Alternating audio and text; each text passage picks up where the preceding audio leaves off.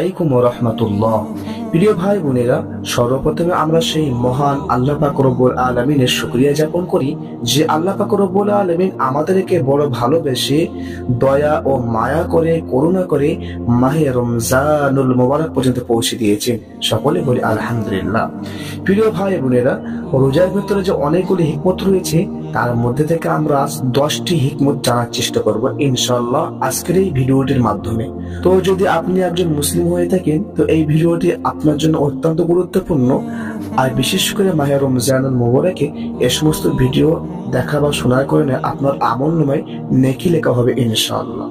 তো আসুন জানা যাক সেই হিকমতগুলো কি কি। নাম্বার 1, রোজা হচ্ছে হিদায়াত তাকওয়ার বীজ এবং হারাম থেকে আপনার অঙ্গ প্রত্যঙ্গকে রক্ষার একটি উপকরণ।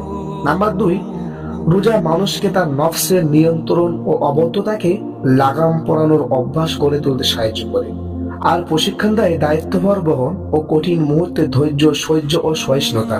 নাম্বার 3, রোজা একজন মুসলিম ব্যক্তিকে তার ভাইদের ব্যথা অনুভব করার সুযোগ করে দেয়। তাই রোজা তাকে ফকির মিসকিনদের প্রতি ইহসান ও তাদের জন্য ব্যয় করতে উদ্বুদ্ধ করে আর এ দ্বারা সৃষ্টি হয় মানুষের প্রতি মহব্বত ও ভ্রাতৃত্ববোধ। নাম্বার 4, রোজার দ্বারা মানুষ নিজ প্রবৃত্তিকে আয়ত্তে রাখতে পারে। অন্যান্য সময়ে সাধারণত নফস বা প্রবৃত্তির প্রভাবে বিভিন্ন হারাম কাজের দিকে সে অগ্রসর হয়, কিন্তু এই রোজা কুপ্রবৃত্তির লাগাম ধরে থাকে এবং তাকে ভালো কাজের দিকে পরিচালনা করতে থাকে। নাম্বার 5, রোজাদারের জন্য আল্লাহর আনুগত্য সহজ করে দেয়। এটা বাস্তব পরীক্ষিত, কেননা আমরা রোজাদারকে রমজান মাসে বিভিন্ন নেক কাজে প্রতিযোগিতা করতে দেখি যা সে অন্য সময় করতে অলসতা বোধ করে। নাম্বার 6, রোজাদারের মনকে নরম করে দেয়, আল্লাহর জিকিরের জন্য তাকে প্রস্তুত করে এবং অন্যান্য কাজের ব্যস্ততা দূর করে। নাম্বার 7, রোজাদার বান্দার হৃদয়ে আল্লাহর আনুগত্য, মহব্বত এবং পাপের ঘৃণা সৃষ্টি করে, যার কারণে মানুষ সঠিক বুঝ পায় এবং সঠিক জীবন চলার পথ খুঁজে পায়।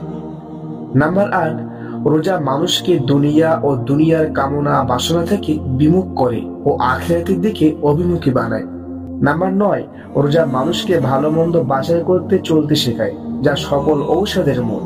নাম্বার 10, রোজা অবিবাহিত ব্যক্তির চক্ষু সংবরণ এবং লজ্জা স্থানের সংরক্ষণের অন্যতম একটি উপকরণ। প্রিয় ভাই বোনেরা, আমরা মাহে রমজানুল মুবারকে রোজার মধ্যে যে সমস্ত হিকমত গুলো রয়েছে তার মধ্য থেকে 10টি হিকমত আমরা আজ এই ভিডিওটির মাধ্যমে জানতে পারলাম।